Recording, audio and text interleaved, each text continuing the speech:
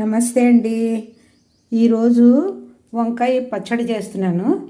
అది మనకి వంకాయ పుచ్చు ఉందో లేదో అని చూసుకోవడానికి ఇట్లా మనం 2 చెక్కల కింద చేసుకుని బాగా నూనె రాసుకుని వంకాయకి ఇట్లా పెనం గ్యాస్ వెలిగించి పెనం పెట్టుకుని దీనిపైన పెట్టుకోవాలి.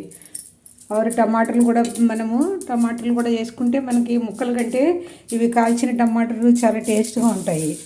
అందువల్ల మనం ఇలాగ నూనె రాసేసి మూడింటికి మనం పెనం మీద పెట్టి సిమ్లో పెట్టి ఒక వంకాయ పచ్చడికి వంకాయ మనము నూనె రాసి ఉంచుకున్నాం కదండి, ఇవి ఇలా మూత పెట్టుకోవాలి, తొందరగా మగ్గుతుంది.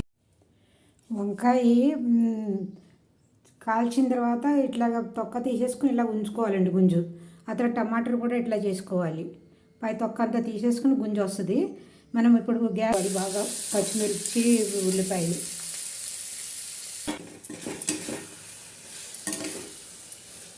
అంతా ఉప్పు కారం పసుపు అంతా పట్టేసింది అంతాను.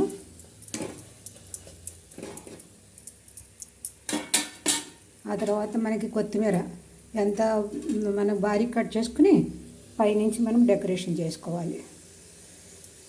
కొత్తిమీర టేస్ట్ బాగుంటుందండి, అన్నిటికీ మనకు కూడా ఆరోగ్యానికి చాలా మంచిది. చూశారు కదా వంకాయ పచ్చడి ఎలా ఉందో చెప్పండి, కామెంట్ రాయండి. థ్యాంక్ యూ అండి.